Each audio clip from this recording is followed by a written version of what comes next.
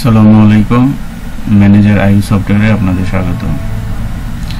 গতদিন আমরা দেখেছিলাম একটি ডেলিভারি নোট কিভাবে ক্রিয়েট করতে হয়। আজকে আমরা দেখব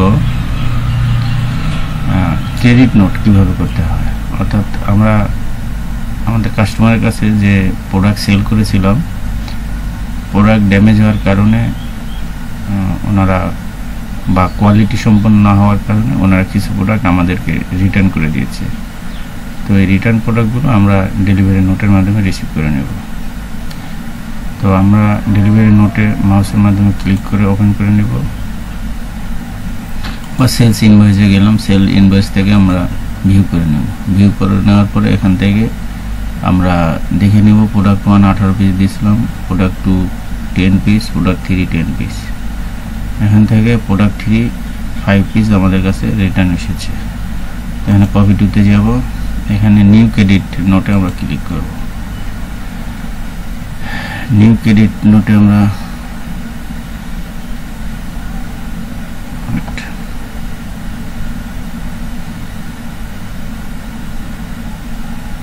ক্রেডিট নোট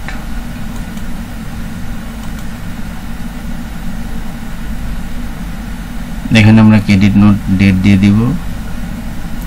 এখানে আমরা রেফারেন্স নাম্বার বা অটোমেটিক রেখে দিতে পারি, বা CN ক্রেডিট নোট 001 ম্যানুয়ালি দিতে পারি। আমরা কাস্টমার কোন কাস্টমারের কাছ থেকে আমরা রিটার্ন পাচ্ছি, customer name Salaman brothers, invoice number আমরা দিয়ে দেব SI 001। তাদের এটা হেড অফিস নাম্বার, ডিসক্রিপশনে আপনারা লিখে দিতে পারেন যে প্রোডাক্ট রিটার্ন, আমরা কোন প্রোডাক্ট রিটার্ন পাচ্ছি, প্রোডাক্ট 3তে আমরা সিলেক্ট করে দিব আমরা কত পিস রিটার্ন পাচ্ছি। আমরা রিটার্ন পাচ্ছি 5 পিস।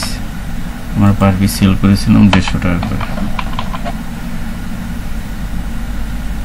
তো ক্রিয়েট দিয়ে আপনারা সেভ দিয়ে দিন। দেখতে পাচ্ছেন ক্রেডিট নোট সালাম অ্যান্ড কোম্পানি কাছ থেকে আমাদের রেফারেন্স নাম্বার CA নাম্বার ছিল 001 আর ইনভয়েস নাম্বার ছিল S1 001। প্রোডাক্ট নাম্বার 3 আমরা 5 পিস রিটার্ন পাচ্ছি। সরি, এখানে এডিট করে দিতে 150 টাকা আমাদের প্রাইস ছিল, 150 টাকা। আপডেট দিয়ে আমরা সেভ করে দিয়েছি। 7500 টাকা প্রোডাক্ট আমরা রিটার্ন পেয়েছি।